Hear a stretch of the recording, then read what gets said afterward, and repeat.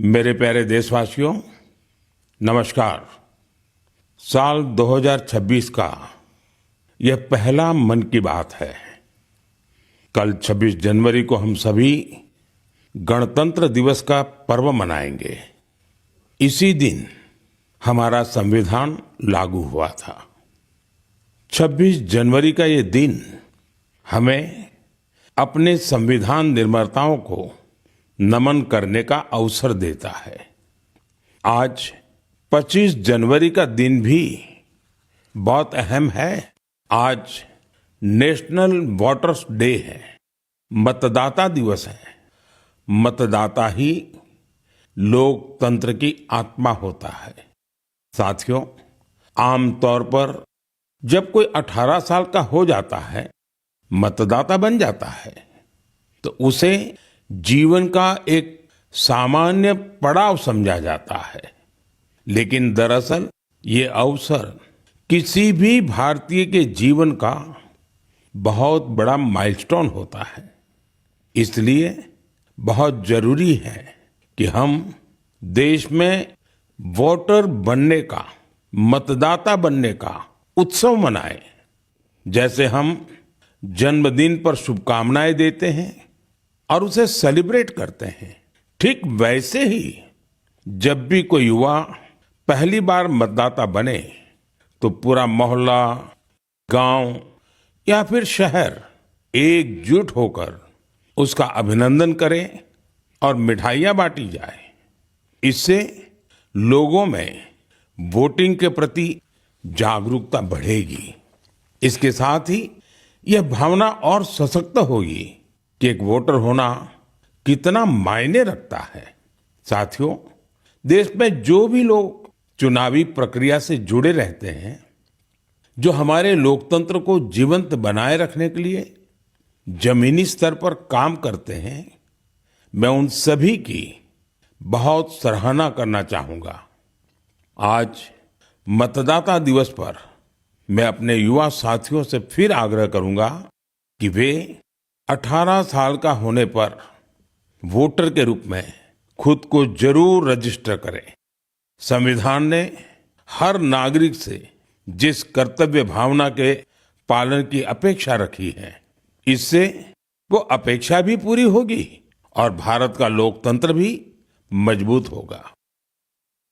मेरे प्यारे देशवासियों, इन दिनों मैं सोशल मीडिया पर एक इंटरेस्टिंग ट्रेंड देख रहा हूं।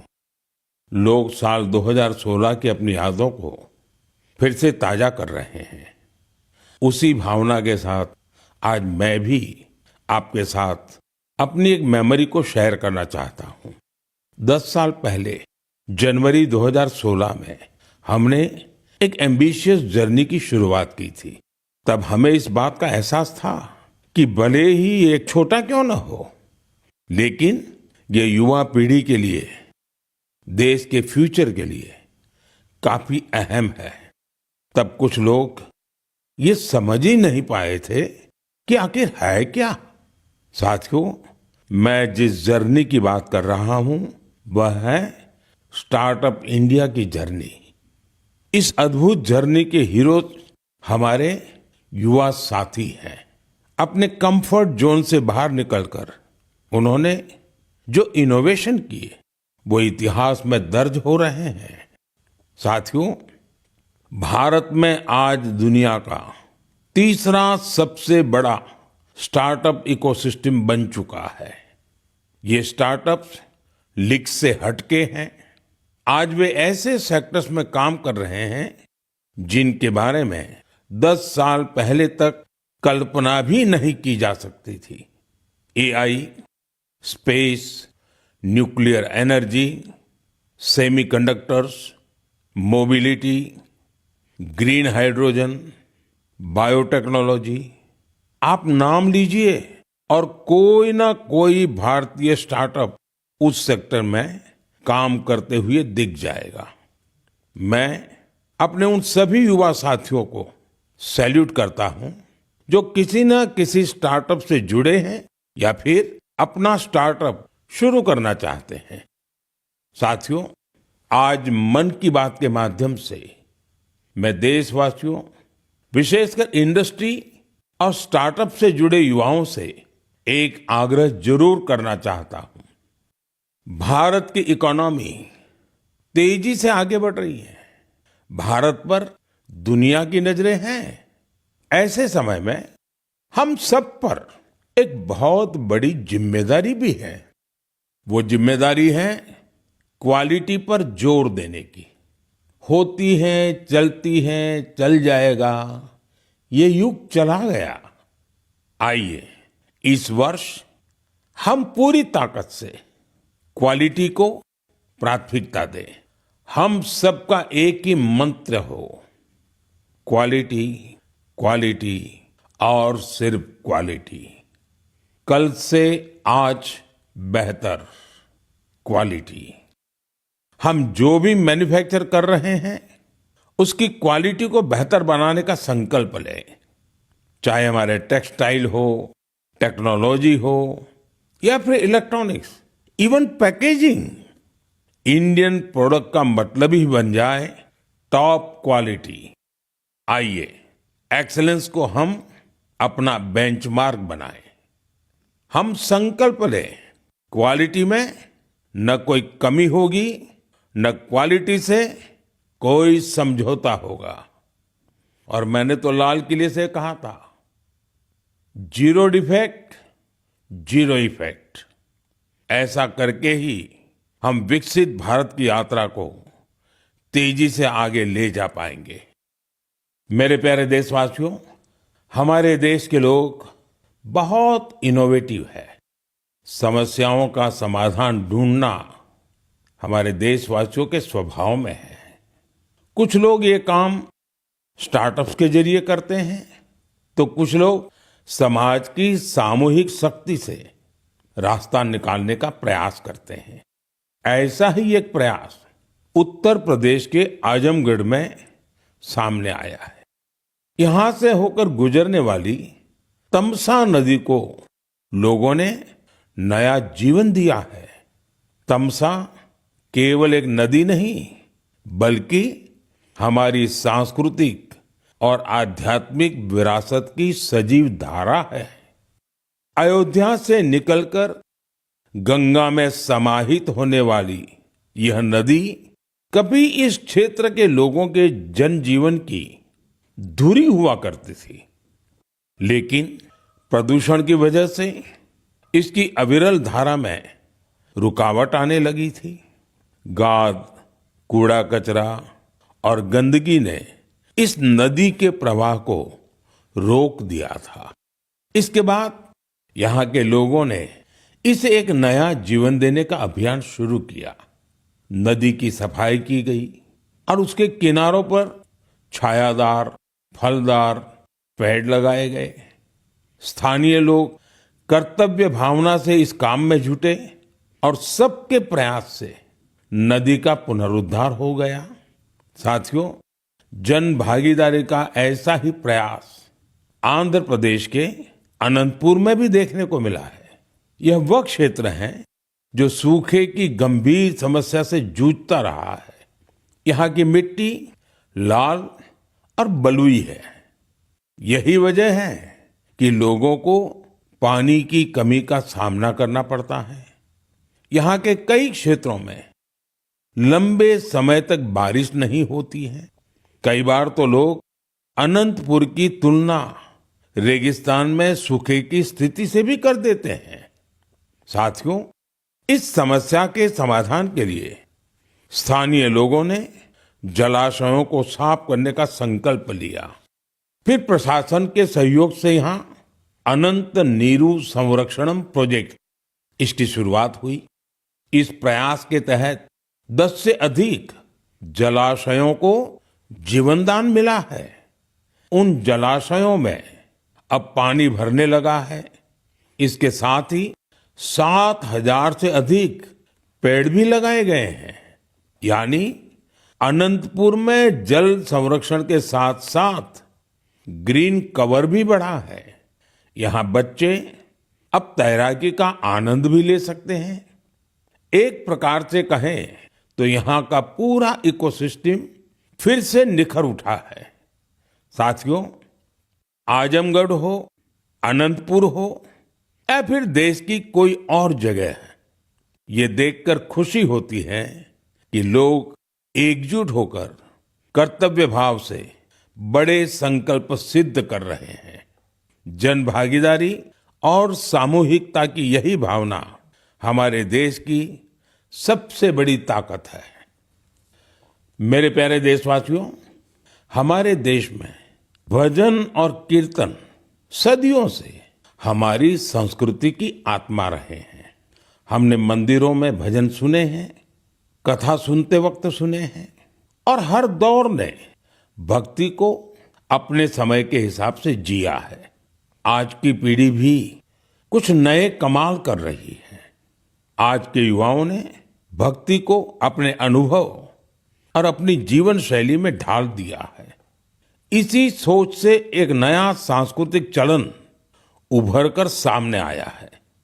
आपने सोशल मीडिया पर ऐसे वीडियो जरूर देखे होंगे। देश के अलग अलग शहरों में बड़ी संख्या में युवा इकट्ठा हो रहे हैं। मंच सजा होता है, रोशनी होती है, संगीत होता है, पूरा तामझाम होता है और माहौल किसी कॉन्सर्ट से जरा भी कम नहीं होता है। ऐसा ही लग रहा है कि जैसे कोई बहुत बड़ा कॉन्सर्ट हो रहा है। लेकिन वहां जो गाया जा रहा होता है वो पूरी तन्मयता के साथ, पूरी लगन के साथ, पूरे लय के साथ, भजन की गूंज। इस चलन को आज भजन क्लबिंग कहा जा रहा है और यह खास तौर पर जैन जी के बीच तेजी से लोकप्रिय हो रहा है। यह देखकर अच्छा लगता है कि इन आयोजनों में भजन की गरिमा और सुचिता का पूरा ध्यान रखा जाता है। भक्ति को हल्केपन में नहीं लिया जाता। न शब्दों की मर्यादा टूटती है और न ही भाव की। मंच आधुनिक हो सकता है, संगीत की प्रस्तुति अलग हो सकती है, लेकिन मूल भावना वही रहती है। आध्यात्म का एक निरंतर प्रवाह वहां अनुभव होता है। मेरे प्यारे देशवासियों, आज हमारी संस्कृति और त्योहार दुनिया भर में अपनी पहचान बना रहे हैं। दुनिया के हर कोने में भारत के त्योहार बड़े उत्साह और उल्लास के साथ मनाए जाते हैं। हर तरह की कल्चरल वाइब्रेंसी को बनाए रखने में हमारे भारतवंशी भाई बहनों का अहम योगदान है। वो जहां भी हैं वहां अपनी संस्कृति की मूल भावना को संरक्षित कर और उसे आगे बढ़ा रहे हैं। इसको लेकर मलेशिया में भी हमारा भारतीय समुदाय बहुत सराहनीय कार्य कर रहा है। आपको यह जानकर सुखद आश्चर्य होगा कि मलेशिया में 500 से ज्यादा तमिल स्कूल है। इनमें तमिल भाषा की पढ़ाई के साथ ही अन्य विषयों को भी तमिल में पढ़ाया जाता है। इसके अलावा यहाँ तेलुगु और पंजाबी सहित अन्य भारतीय भाषाओं पर भी बहुत फोकस रहता है। साथियों, भारत और मलेशिया के बीच ऐतिहासिक और सांस्कृतिक संबंधों को मजबूत करने में एक सोसाइटी की बड़ी भूमिका है। इसका नाम है मलेशिया इंडिया हेरिटेज सोसाइटी। अलग अलग कार्यक्रमों के साथ ही यह संस्था एक हेरिटेज वॉक का भी आयोजन करती है। इसमें दोनों देशों को आपस में जोड़ने वाले सांस्कृतिक स्थलों को कवर किया जाता है। पिछले महीने मलेशिया में लाल पाड़ साड़ी आइकॉनिक वॉक, इसका आयोजन किया गया। इस साड़ी का बंगाल की हमारी संस्कृति से विशेष नाता रहा है। इस कार्यक्रम में सबसे अधिक संख्या में इस साड़ी को पहनने का रिकॉर्ड बना। जिसे मलेशियन बुक ऑफ रिकॉर्ड्स में दर्ज किया गया। इस मौके पर ओडिसी डांस और बाउल म्यूजिक ने तो लोगों का दिल जीत लिया। मैं कह सकता हूं, साया बरबांगा देंगान डियास्पोरा इंडिया दी मलेशिया, मेरे का मंबावा इंडिया दान मलेशिया, सेमाकिन टापा। मलेशिया के हमारे भारतवंशियों को मेरी बहुत बहुत शुभकामनाएं। मेरे प्यारे देशवासियों, हम भारत के किसी भी हिस्से में चले जाएं, वहां हमें कुछ न कुछ असाधारण, अभूतपूर्व होते हुए जरूर दिख जाता है। कई बार मीडिया की चकाचौंध में ये बातें जगह नहीं बना पाती, लेकिन इनसे पता चलता है कि हमारे समाज की असली शक्ति क्या है। इनसे हमारे उन वैल्यू सिस्टम्स की भी झलक मिलती है जिनमें एकजुटता की भावना सर्वोपरि है। गुजरात में बेचरा जी के चंदन की गांव की परंपरा अपने आप में अनूठी है। अगर मैं आपसे कहूं कि यहाँ के लोग, विशेषकर बुजुर्ग, अपने घरों में खाना नहीं बनाते तो आपको हैरत होगी। इसकी वजह गांव का शानदार कम्युनिटी किचन। इस कम्युनिटी किचन में एक साथ पूरे गांव का सबका खाना बनता है और लोग एक साथ बैठकर भोजन करते हैं। बीते 15 वर्षों से यह परंपरा निरंतर चली आ रही है। इतना ही नहीं, यदि कोई व्यक्ति बीमार है तो उसके लिए टिफिन सर्विस भी उपलब्ध है, यानी होम डिलीवरी का भी पूरा इंतजाम है। गांव का ये सामूहिक भोजन लोगों को आनंद से भर देता है। ये पहल न केवल लोगों को आपस में जोड़ती है, बल्कि इससे पारिवारिक भावना को भी बढ़ावा मिलता है। साथियों, भारत की परिवार व्यवस्था, फैमिली सिस्टम हमारी परंपरा का अभिन्न हिस्सा है। दुनिया के कई देशों में इसे बहुत कौतूहल के साथ देखा जाता है। कई देशों में ऐसे फैमिली सिस्टम को लेकर बहुत सम्मान का भाव है। कुछ ही दिन पहले ही मेरे ब्रदर यूएई के राष्ट्रपति महामहिम शेख मोहम्मद बिन जायद अल नाहयान भारत आए थे। उन्होंने मुझे बताया कि यूएई साल 2026 को ईयर ऑफ फैमिली के रूप में मना रहा है। मकसद ये कि वहां के लोगों के बीच सौहार्द और सामुदायिक भावना और मजबूत हो। वाकई यह बहुत ही सराहनीय पहल है। साथियों, जब परिवार और समाज की ताकत मिलती है तो हम बड़ी से बड़ी चुनौतियों को परास्त कर सकते हैं। मुझे अनंतनाग के शेखगुंड गांव के बारे में जानकारी मिली है। यहाँ ड्रग्स, तंबाकू, सिगरेट और शराब से जुड़ी चुनौतियां काफी बढ़ गई थी। इन सब को देखकर यहाँ के मीर जाफर जी इतना परेशान हुए कि उन्होंने इस समस्या को दूर करने की ठान ली।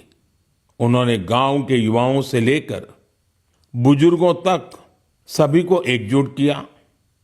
उनकी इस पहल का असर कुछ ऐसा रहा कि वहां की दुकानों ने तंबाकू उत्पादों को बेचना ही बंद कर दिया। इस प्रयास से ड्रग्स के खतरों को लेकर भी लोगों में जागरूकता बढ़ी है। साथियों, हमारे देश में ऐसी अनेक संस्थाएं भी हैं जो वर्षों से निस्वार्थ भाव से समाज सेवा में जुटी हैं। जैसे एक संस्था है पश्चिम बंगाल के पूर्व मेदिनीपुर के फरीदपुर में। इसका नाम है विवेकानंद लोक शिक्षा निकेतन। ये संस्था पिछले 4 दशक से बच्चों और बुजुर्गों की देखभाल में जुटी है। गुरुकुल पद्धति की शिक्षा और टीचर्स की ट्रेनिंग के साथ ही ये संस्था समाज कल्याण के कई नेक कार्यों में जुटी है। मेरी कामना है कि निस्वार्थ सेवा का यह भाव देशवासियों के बीच निरंतर और अधिक सशक्त होता रहे। मेरे प्यारे देशवासियों, मन की बात में हम निरंतर स्वच्छता के विषय को उठाते रहे हैं। मुझे ये देखकर गर्व होता है हमारे युवा अपने आसपास की स्वच्छता को लेकर बहुत सजग हैं। अरुणाचल प्रदेश में हुए एक ऐसे ही अनूठे प्रयास के बारे में मुझे जानकारी मिली है। अरुणाचल वो धरती है जहां देश में सबसे पहले सूर्य की किरणें पहुंचती हैं। यहां लोग जय हिंद कहकर एक दूसरे का अभिवादन करते हैं। यहां ईटानगर में युवाओं का समूह उन हिस्सों की सफाई के लिए एकजुट हुआ जिन पर ज्यादा ध्यान देने की जरूरत थी। इन युवाओं ने अलग अलग शहरों में सार्वजनिक स्थलों की साफ सफाई को अपना मिशन बना लिया। इसके बाद ईटानगर, नाहरलागुन, दोईमुख, सेप्पा, पालिन और पासीघाट, वहां भी ये अभियान चलाया गया। ये युवा अब तक करीब 11 लाख किलो से अधिक कचरे की सफाई कर चुके हैं। सोचिए दोस्तों, नौजवानों ने मिलकर के 11 लाख किलो कूड़ा कचरा हटाया। साथियों, एक और उदाहरण असम का है। असम के नागांव में वहां की पुरानी गलियों से लोग भावनात्मक रूप से जुड़े हैं। यहां कुछ लोगों ने अपनी गलियों को मिलकर साफ करने का संकल्प लिया। धीरे धीरे उनके साथ और लोग जुड़ते गए। इस तरह एक ऐसी टीम तैयार हो गई जिसने गलियों से बहुत सारा कचरा हटा दिया। साथियों, ऐसा ही एक प्रयास बेंगलुरु में हो रहा है। बेंगलुरु में सोफा वेस्ट एक बड़ी समस्या बनकर सामने आया है। इसलिए कुछ प्रोफेशनल्स एकजुट होकर इस इश्यू को अपने तरीके से सॉल्व कर रहे हैं। साथियों, आज कई शहरों में ऐसी टीमें हैं जो लैंडफिल वेस्ट की रिसाइकलिंग में जुटी हैं। चेन्नई में ऐसी ही एक टीम ने बहुत बेहतरीन काम किया है। ऐसे उदाहरणों से पता चलता है कि स्वच्छता से जुड़ा हर प्रयास कितना अहम है। हमें स्वच्छता के लिए व्यक्तिगत तौर पर या फिर टीम के तौर पर अपने प्रयास बढ़ाने होंगे, तभी हमारे शहर और बेहतर बनेंगे। मेरे प्यारे देशवासियों, जब पर्यावरण संरक्षण की बात होती है तो अक्सर हमारे मन में बड़ी योजनाएं, बड़े अभियान और बड़े बड़े संगठन की बातें आती हैं।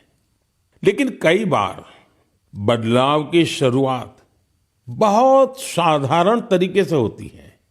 एक व्यक्ति से, एक इलाके से, एक कदम से, और लगातार की गई छोटी छोटी कोशिशों से भी बड़े बदलाव आते हैं।